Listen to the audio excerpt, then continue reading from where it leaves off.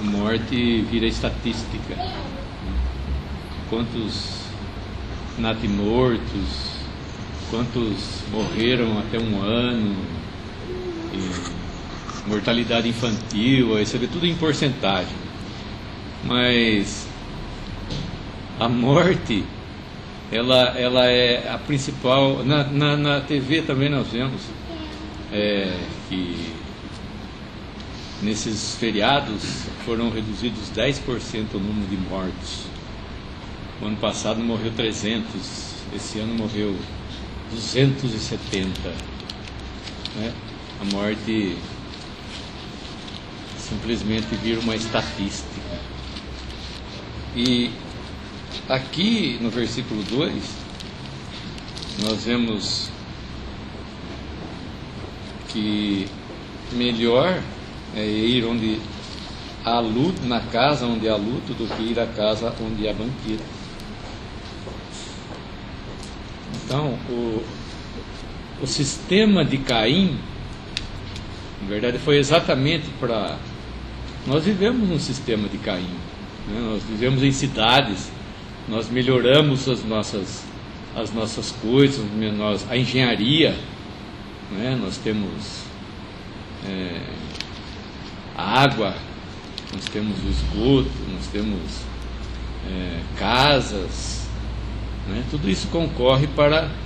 Não estou falando que isso é mal, mas logo que Caim se afastou da presença de Deus, ele edificou uma cidade, pôs o nome de seu filho.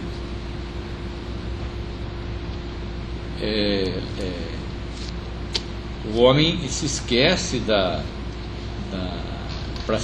para mascarar tudo isso, ele se esquece da morte, que a morte é a principal causa, né, de toda esse estado em que o homem se encontra. Nada pode camuflar a morte. É tão importante a morte que eu acredito que, se não houvesse notícia dela, nenhuma coisa funcionaria. Nem os repórteres, nem os jornais. Sempre nós estamos vendo a morte, mas o homem trata a morte como uma estatística, como eu já disse. E quando a gente vê um carnaval, a morte está ali? Não, ali não está a morte. Ali está todo mundo alegre, todo mundo contente, né? Mas aonde que está a morte? Se a gente for ver, né, a morte foi o juízo que foi dado por Deus se o homem desobedecesse. A morte física. Porque no dia que dela comer, certamente morrerás. Existe a morte, aqui Salomão está dizendo da morte física, né? Que o homem não se esqueça da morte física, porque essa morte veio por causa do pecado. Existe a segunda morte, né? Que é a morte da alma, onde o homem vai viver para sempre longe de Deus. Então, para que o homem não se esqueça de que a morte existe, e a origem dela foi a desobediência de um homem, é melhor que ele esteja na casa do luto, para que ele não se esqueça dela. Porque onde há banquete, onde há alegria, onde há grandes comemorações, dali não se faz menção da morte. Mas Salomão, como um sábio aqui, diz que melhor é a casa do luto. Pode haver uma discrepância aqui, porque ali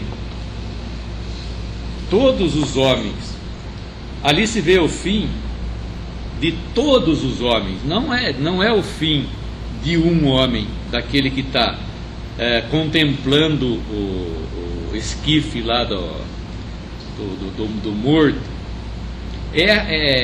Não é só o morto, é aquele que está contemplando também o esquife, a morte de todos os homens. Então, o homem tem que aplicar o seu coração nisso daí, nas palavras de Deus, que Deus diz que a morte A origem da morte é por causa do pecado. E não adianta querer não fugir da presença de Deus, como fez Caim, não fazendo como Deus quis, para que Deus quis exatamente que o homem tivesse o quê? Perdão diante de Deus. E acima de tudo, vida eterna. Antes que Adão recebesse a sentença dada por Deus, da morte, ele já tinha sido amaldiçoado antes disso. Nós podemos perguntar, como Adão sabia que ele estava nu? E ele correu fazer aventais de folhas de figueira para si e para sua mulher, porque ele tinha adquirido conhecimento do bem e do mal. Ele tinha comido da árvore do conhecimento do bem e do mal. E como Satanás disse, eles seriam conhecedores do bem e do mal, mas não como Deus. Satanás, ele sempre apresenta a meia-verdade. Eles conheceram o bem e o mal, mas foram incapazes de fazer o bem e de evitar o mal. E a partir desse dia, o homem é, vamos chamar, amaldiçoado pelo seu próprio conhecimento. O conhecimento, à medida que o homem acumula conhecimento, à medida que o homem investiga as coisas, quanto mais fundo ele for, mais ele vai ver como é deprimente a vida dele nesse mundo. Porque vai acabar em morte, né? Melhor o dia da morte. E nós vemos quantos filósofos, que são homens que se empenham em conhecer as razões da vida, os mistérios da vida e tudo, quantos deles acabam se suicidando, porque o que ele vai encontrar no final é totalmente isso aqui, esse discurso aqui, sem esperança nenhuma. É só a gente pensar, nós que cremos no Senhor Jesus, temos o conhecimento de como são as coisas. Lá em 1 Coríntios fala assim, aquele que é o homem espiritual discerne todas as coisas, mas ele não é discernido de ninguém. O que significa isso? Que o homem espiritual, ele entende porque o mundo é assim, as pessoas são assim, o destino do mundo, porque as pessoas fazem o que elas fazem. E entende isso, mas tem esperança. Ele tem a certeza de vida eterna. Então imagina a gente tendo todo esse conhecimento da ruína que o pecado trouxe ao mundo, do lago de fogo que espera pelo pecador depois da morte. O homem está determinado a morrer uma vez, depois disso o juízo. Imagina viver com todo esse conhecimento, mas sem Cristo. Não existe maldição maior, não existe desespero maior para uma pessoa do que ela saber, mas não ter a resposta, não ter a solução para si.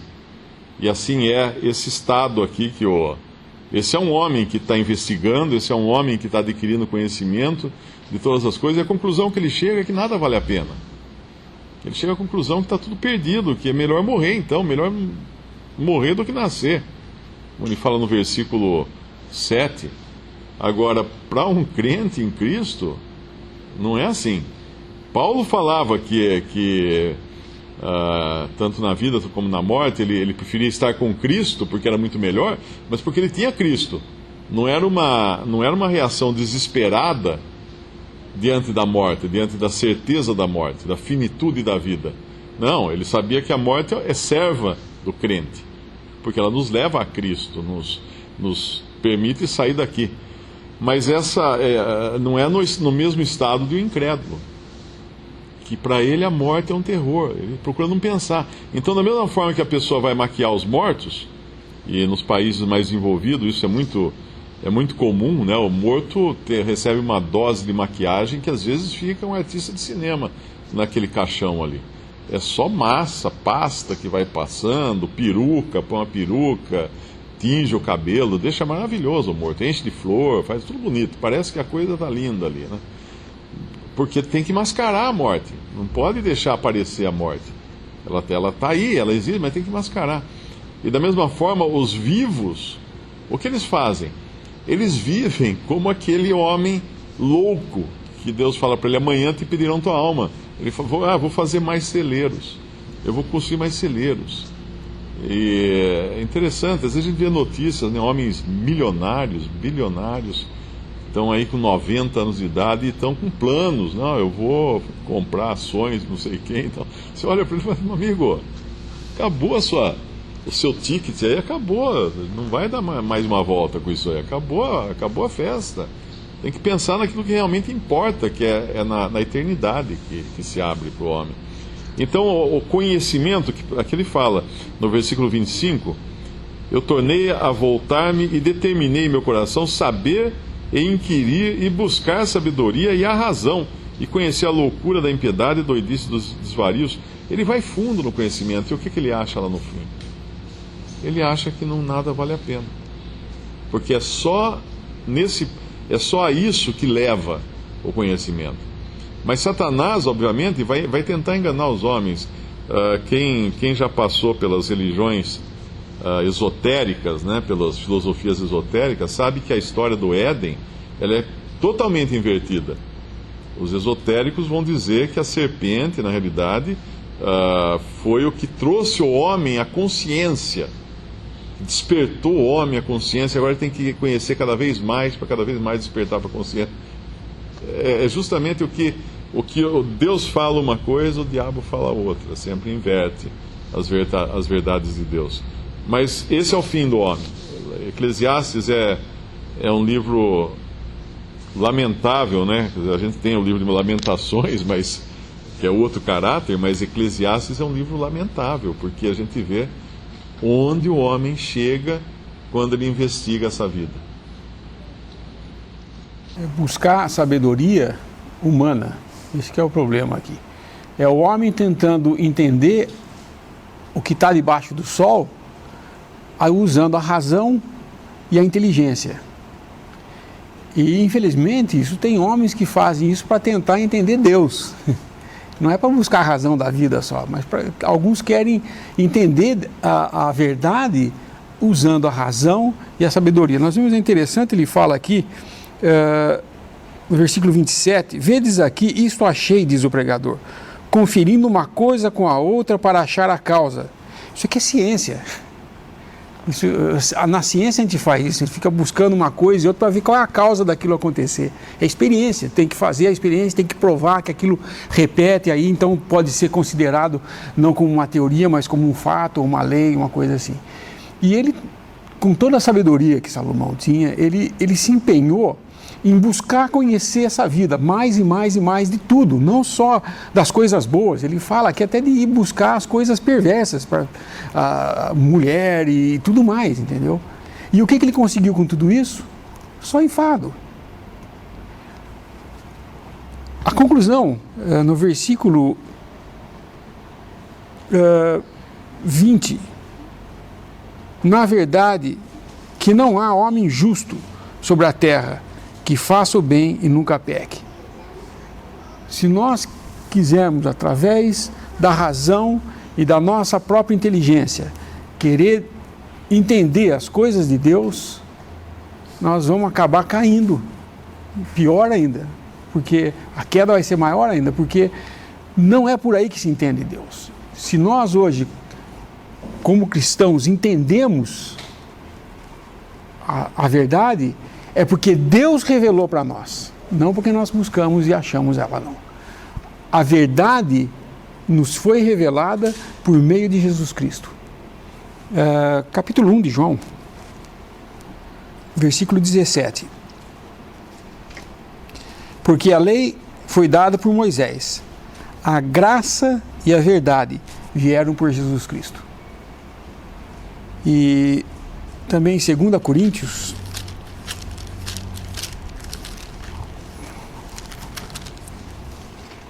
capítulo 4, versículo 6. Porque Deus que disse que das trevas resplandecesse a luz, é quem resplandeceu em nossos corações, para a iluminação do conhecimento da glória de Deus na face de Jesus Cristo. Então, se nós hoje entendemos da glória de Deus, ou falamos dela, ou aguardamos por ela e temos esperança nisso, é porque Deus nos revelou por meio de Jesus Cristo. Então, o homem aqui, debaixo do sol, Se ele buscar entender, ter sabedoria, ou ser mais... Ele vai descobrir no final, como ele descobriu aqui o pregador, que tanto o tolo como o sábio terminam no mesmo lugar. Não tem diferença. Não tem diferença nenhuma, todos vão terminar. E não adianta querer fugir de ir na casa do riso, porque onde você vai aprender é na casa do morto. Porque ali ao vivo vai aprender, ó, tá chegando a minha vez. Tá chegando a minha vez. Eu lembro quando eu era criança, morria alguém, um amigo da escola, né? Para nós era assim, puxa, perdi um amigo, né? Mas para mim, eu nunca passava na minha cabeça que a minha vez ia chegar também, entendeu? Hoje, já com a minha idade, quando morre alguém, eu falo, eu estou chegando perto lá. Os da minha idade estão morrendo. Não é que foi acidente, não é estatística, é que todo mundo vai entrar nessa estatística. É uma estatística que você fala agora, olha, no carnaval morreu tantos, mas a estatística é essa, 100% vai morrer. Não tem jeito. É uma questão de tempo, quem vai primeiro e quem não vai. Mas todos vão para o mesmo lugar, morto. Porém, o cristão não. Deus, em Cristo, por graça, nos revelou a verdade de que nós seremos transformados para estar para sempre com Ele. Isso é esperança. E não é da cabeça da nossa inteligência que nós criamos isso. E não é de ter ido buscar, estudar em todas as enciclopédias, estudar todos os filósofos que tiveram, todos os grandes pensadores que eu encontro Deus. Não é. Ele me encontra cada um de nós e revela. Então, esse livro de Eclesiastes é um homem buscando a sabedoria, as coisas desse mundo que possa satisfazer ele como homem, e ele encontra que não tem jeito. É tempo perdido. Se for atrás disso, é tempo perdido. Seria melhor ficar na ignorância, porque daí não sofre as consequências de conhecer e não saber como resolver. O pior problema que tem é aquele que te dão e você não sabe resolver. Se você não sabe o problema, ninguém te dá nenhum problema, você não está pensando nele. Mas a hora que vem alguém com problema, enquanto você não resolve ele, você fica, como é que será que chega nessa conclusão? Como é que chega? E nunca chega. Nessa vida aqui, nós nunca vamos chegar ao conhecimento como Salomão queria aqui, nunca vamos chegar ao conhecimento de quem Deus é. Só por intermédio de Cristo Jesus. E mesmo em Cristo, mesmo um cristão que, como nós temos ouvido no meio da cristandade, do cristianismo, um cristianismo que exclui a Cristo, porque Cristo não está aqui. Cristo ressuscitou. E esse cristianismo hoje que foca o olhar do cristão aqui nesse mundo, sem ter essa esperança de, primeiro, claro, arrebatamento, mas sem ter a esperança da ressurreição, vai cair no que Paulo fala. Então, existe o aspecto do cristão andando nesse mundo, tendo a esperança só nessa vida. Está em cima, só para relembrar, nós conhecemos 1 Coríntios 15, 19, fala assim: se esperamos em Cristo só nessa vida, somos os mais miseráveis de todos os homens. Ele está falando de ressurreição aqui, né? Então, Paulo alerta, mas ele não está alertando o mundo aqui, ele está alertando o cristão. Então ele tem esse aspecto também. Claro que o livro de Eclesiastes não está diretamente ligado ao cristão, mas tem uma exortação ao cristão também, né? Nós estamos com os nossos olhos, como o irmão falou, da glória, nós contemplarmos a glória de Cristo, que não está aqui, Ele está ressuscitado. No último versículo ele encontra uma coisa, né?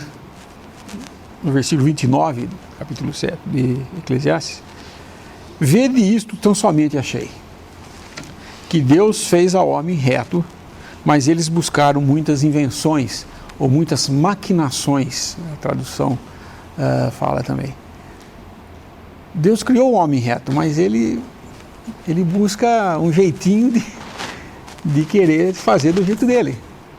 E busca desculpas para tudo, e para tudo ele tem uma explicação lógica, mas Deus não é lógica. Nós não vamos encontrar Deus usando razão, lógica, ciência. Não estou falando que essas coisas são más ou que você não deve saber nada disso, você pode até estudar essas coisas, mas não é por aí que nós vamos encontrar Deus. E Salomão bem que tentou. E as conclusões que ele deixa aqui nesse livro, deixa bem claro. Por mais que você faça, não há nenhum homem reto que nunca peque na terra, e Deus fez o homem reto, mas eles buscaram as suas invenções. Só para terminar, lembrar desse versículo, lá em Daniel 12:4, não precisa ir. E tu, Daniel, fecha estas palavras e sela este livro, até o fim do tempo. Muitos correrão de uma parte para outra, e a ciência se multiplicará.